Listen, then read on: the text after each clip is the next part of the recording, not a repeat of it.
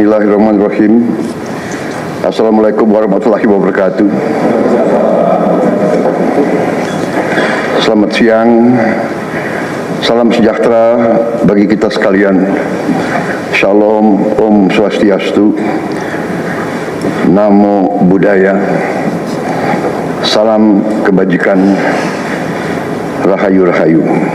Saudara-saudara sekalian, para anggota Kabinet Merah Putih yang saya hormati dan saya banggakan, Wakil Presiden yang saya hormati, para Menko,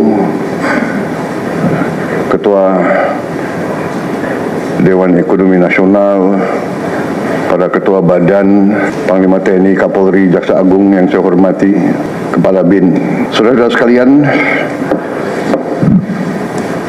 sekarang saya kira adalah suatu momen bersejarah. Ini adalah sidang kabinet paripurna pertama yang saya pimpin. Kabinet yang kita sepakati, kita beri nama Kabinet Merah Putih untuk menjadi suatu simbol persatuan, simbol kebersamaan, simbol kebangsaan. Saya terus-menerus sudah beberapa tahun ini maju ke hadapan rakyat Indonesia, kepada semua pemimpin politik, pemimpin masyarakat, pemimpin agama, pemimpin pengusaha. Saya terus-menerus menekankan pentingnya persatuan. Sumber kunci keberhasilan kebangkitan suatu bangsa dalam sejarah manusia berabad-abad, kuncinya adalah bila elitnya bisa kerjasama, bila elitnya bersatu. Persatuan ini artinya adalah kita bisa sepakati mana adalah kepentingan nasional yang inti, mana adalah kepentingan nasional yang vital bagi kelangsungan hidup bangsa kita. Kita masing-masing punya kepentingan politik masing-masing.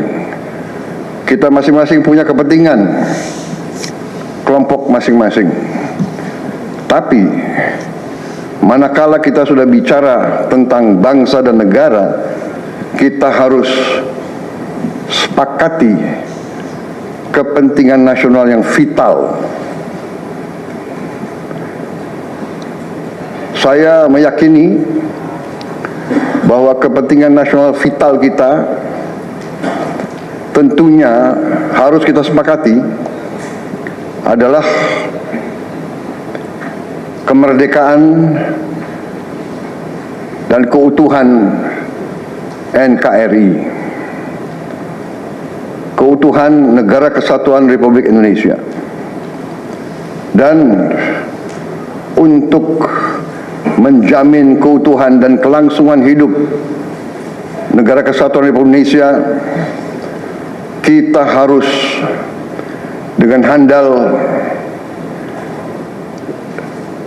dengan cerdik, dengan pandai bisa menjaga dan mengelola kekayaan bangsa kita. Hanya apabila kita bisa menjaga dan mengelola dengan baik semua kekayaan kita, hanya dengan demikian kita bisa memberi pelayanan kepada rakyat kita. Kita bisa memberi kebutuhan hidup rakyat kita. Kita bisa membayar segala keperluan suatu negara modern Dan di antaranya tentunya adalah menjamin kedaulatan bangsa.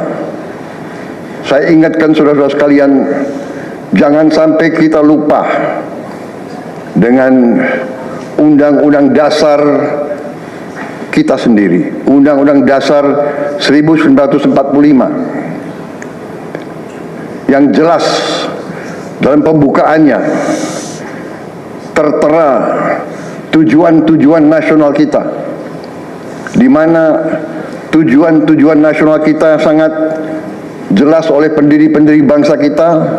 Tujuan pertamanya adalah melindungi segenap bangsa Indonesia dan seluruh tumpah darah Indonesia. Ini tujuan nasional yang pertama, untuk kita survive.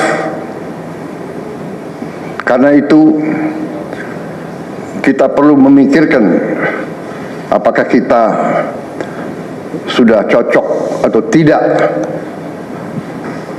investasi kita kepada pertahanan bangsa Indonesia.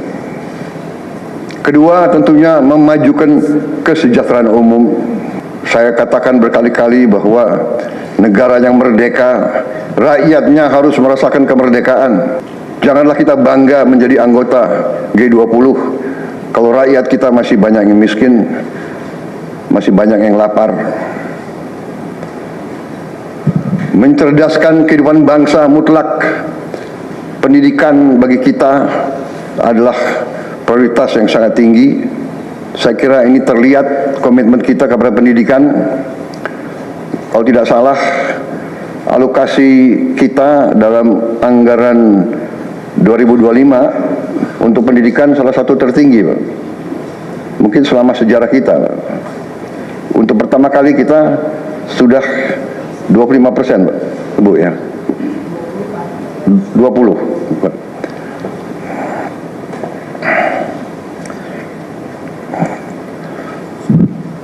Jadi masalah pendidikan sangat utama. Ya, tentunya tujuan nasional keempat kita juga hadir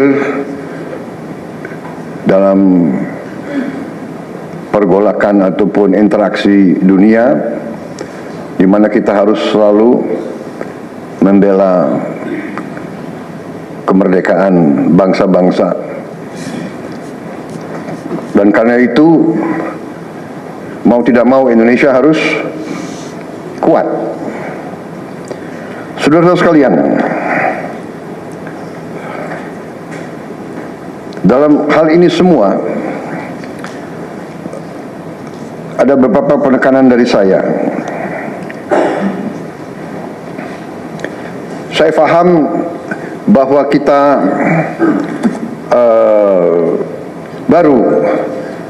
baru dilantik. Saya saja baru 3 hari, saudara-saudara baru 2 hari dilantik. Dan saudara-saudara, saya persilahkan secepat mungkin, terutama bagi menteri-menteri yang baru, silahkan konsolidasi sendiri, mengatur sendiri secepat mungkin administrasi saudara dan tim saudara di kementerian dan badan masing-masing. Penyusunan tim sangat penting. Tim yang baik, tim yang bisa kerjasama akan memudahkan kita mencapai target-target yang kita tentukan. Saudara-saudara, saya sangat mengutamakan kerjasama sebagai tim. Untuk itu, dalam waktu dekat, saya akan mengajak saudara-saudara ke Magelang, di mana kita akan melaksanakan beberapa hari menambah pembekalan. Kemudian kita akan adakan koordinasi di tempat di Magelang, Jawa Tengah, di kawasan Akademi Militer. Hal itu saya nilai bawa banyak manfaat, akan membawa banyak manfaat, karena sesungguhnya lahirnya Republik kita memang proklamasi di Jakarta, tetapi ujian proklamasi berada di daerah-daerah di mana pejuang-pejuang kita melaksanakan perebutan kemerdekaan secara fisik. Dan daerah Magelang merupakan suatu sentra perlawanan kita terhadap penjajah. Mulai ratusan tahun dikenal sebagai daerah perjuangannya Pangeran Diponegoro di antara 5 gunung. Itu saya kira cukup membawa suatu aura tradisi keberanian, tradisi heroisme, tradisi cinta tanah air. Saudara-saudara sekalian, jumlah anggota kabinet kita sebanyak 48 menteri. Juga ada badan-badan yang sangat strategis. Ini memang lebih banyak dari pemerintah sebelumnya. Jumlah ini saya sadari memang bisa dianggap tergolong besar, tapi memang bangsa kita bangsa yang besar. Kita tidak dapat pungkiri bahwa kita negara keempat terbesar di dunia dari jumlah penduduk. Dari luas wilayah, kita luasnya sama dengan Eropa Barat, di mana Eropa itu terdiri dari 27 negara, kita satu negara. Mengelola Eropa itu membutuhkan 27 menteri keuangan, 27 menteri pertahanan, 27 menteri dalam negeri. Saudara-saudara, kita seluas Eropa. Saudara-saudara sekalian, kita juga memilih sistem politik demokratis. Kalau kita negara otoriter, mungkin kita cukup menjalankan semua dengan jumlah penduduk yang sedikit. Jadi saudara-saudara, ini tidak masalah. Yang penting kita bekerja dengan efisien. Yang penting kita tidak bekerja dengan seenaknya. Saya minta Menteri Keuangan, saya minta semua Menko, saya minta semua menteri telusuri lagi alokasi APBN, pelajari lagi DIPA, pelajari lagi. Saya minta detail kegiatan-kegiatan yang terlalu seremonial, terlalu banyak seminar, terlalu banyak sarasehan, terlalu banyak konferensi, terlalu banyak perjalanan luar negeri, mohon dikurangi. Kita harus memberi contoh. Fokus kita adalah pembangunan ekonomi, kesejahteraan rakyat ke dalam. Jangan mengada-ada, studi banding, belajar pramuka ke negara lain, ya. Saya minta efisien. Saudara-saudara, kalau saudara perhatikan dalam pemerintahan yang saya bentuk, saya perkuat kepala staf kepresidenan. Saya perkuat itu. Saya ada tambah lagi Badan Pengendalian Pembangunan dan Investigasi Khusus. Tugas mereka adalah memonitor semua program, semua proyek yang kita akan lancarkan. Saya juga membentuk suatu badan baru, Badan Percepatan Pengentasan Kemiskinan. Badan ini akan mempelajari, akan mengikuti semua program-program perlindungan sosial, semua program-program bantuan ke bagian golongan rakyat yang masih perlu bantuan intervensi. Bukan saya ingin mencampuri pekerjaannya kementerian-kementerian, tidak. Tapi saya ingin membantu. Di mana ada bottleneck, di mana ada kesulitan, segera kita atasi. Marilah kita jujur mengakui bahwa birokrasi di kita sangat terkenal. Sangat terkenal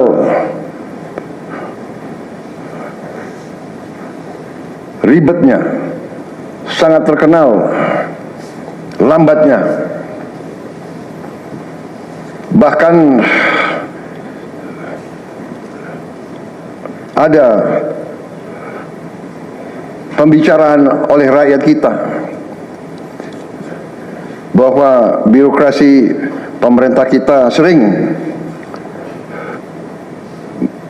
mempersulit, bukan mempermudah keperluan rakyat. Bahkan ada yang mengatakan kalau bisa dibikin sulit, kenapa dibikin mudah? Ya, ini saya minta menteri-menteri sekarang, mari kita lebih berani, mari kita lebih tidak ragu-ragu untuk memberi pelayanan yang terbaik kepada rakyat kita. Jangan ragu-ragu, kalau saudara tidak puas dengan pejabat-pejabat di bawah Anda, laporkan, segera kita ganti. Begitu banyak orang yang mau mengabdi. Tidak ada orang di sini yang kebal, yang tidak patuh, tidak bekerja keras untuk bangsa dan negara dan rakyat. Saudara saya beri wewenang, copot segera. Suruh tinggal di rumah aja, daripada bikin susah kita. Saudara-saudara sekalian, saya kira dalam waktu dekat saudara-saudara akan segera menyiapkan program kerja saudara masing-masing. Saya beri kesempatan segera, dan sewaktu-waktu terus saya akan panggil koordinasi. Tadi pagi sebelum sidang kabinet saya sudah koordinasi sama beberapa menteri, dengan Jaksa Agung, dengan BPKP, dan besok pun kita akan lanjutkan. Ada beberapa pengarahan dari saya, Menteri Bappenas, pastikan semua program dan kegiatan di semua kementerian lembaga mempunyai kontribusi yang signifikan, terukur, dan saling bersinergi. Pelajari kembali semua proyek. Jangan ada proyek yang mercusuar. Semua ditujukan kepada yang saya sampaikan pada pidato saya di depan Majelis Permusyawaratan Rakyat pada hari pelantikan saya. Kita harus swasembada pangan. Itu prioritas dasar karena situasi global. Perang besar bisa pecah setiap saat. Kita harus jamin kemampuan kita memberi makan rakyat kita sendiri. Swasembada energi mutlak. Kita bersyukur kita punya sumber alam yang sangat besar. Kita sekarang tidak boleh ragu-ragu memanfaatkannya sebaik-baiknya. Hilirisasi kunci daripada kemakmuran. Karena itu saya minta menteri-menteri terkait, Menteri Investasi, Hilirisasi, Menteri Bappenas, Menteri ESDM, dengan beberapa menteri lain, dibantu oleh tentu Menko Perekonomian dan Ketua Dewan Ekonomi Nasional, saya minta segera inventarisir proyek-proyek penting dalam program hilirisasi kita.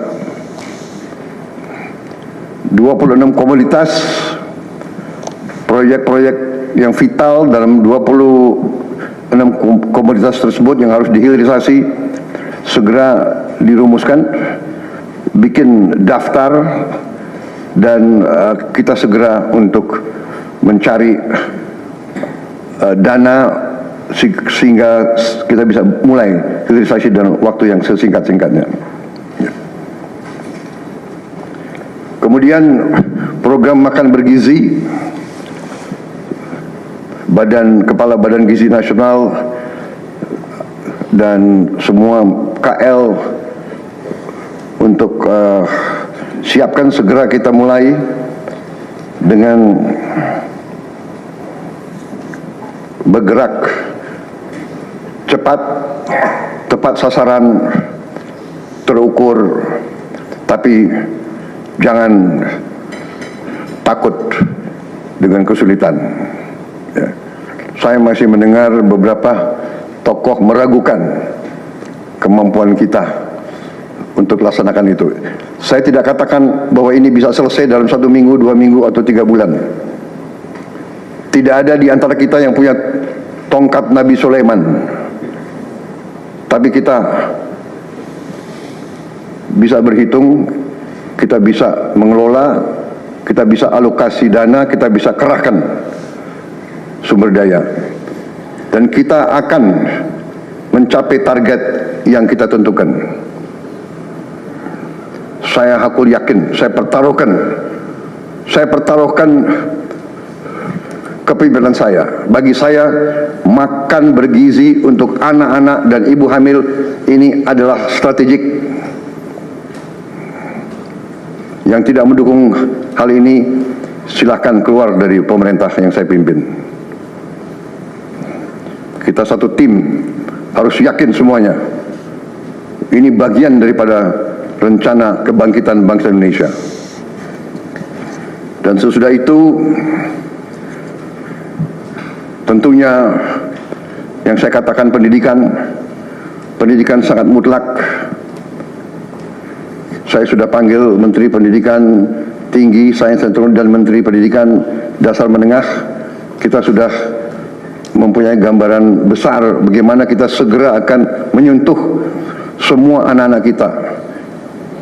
Kita akan gunakan teknologi untuk mempercepat membawa pendidikan kepada anak-anak kita. Dan ini sesudah itu tentunya kesehatan juga penting. Demokratisasi yang paling cepat, yang paling dirasakan oleh rakyat adalah pendidikan dan kesehatan. Kalau kita bisa memberi pendidikan yang terbaik untuk anak-anak kita, kesehatan yang memadai untuk seluruh rakyat kita, itu adalah demokrasi yang sebenarnya. Saudara-saudara, Menteri Kesehatan teruskan reformasi kesehatan, atasi kekurangan dokter dan tenaga kesehatan. Kita punya program khusus, nanti kita bahas tersendiri. Ini semua harus ditopang oleh pertahanan yang kuat, penegakan hukum yang tidak ragu-ragu. Saya minta Jaksa Agung, Kapolri, BPKP, Badan Intelijen Negara fokus ancaman yang berat bagi kita, judi online, narkoba, penyelundupan, penyelewengan, korupsi, kebocoran. Hanya dengan penegakan hukum yang tegas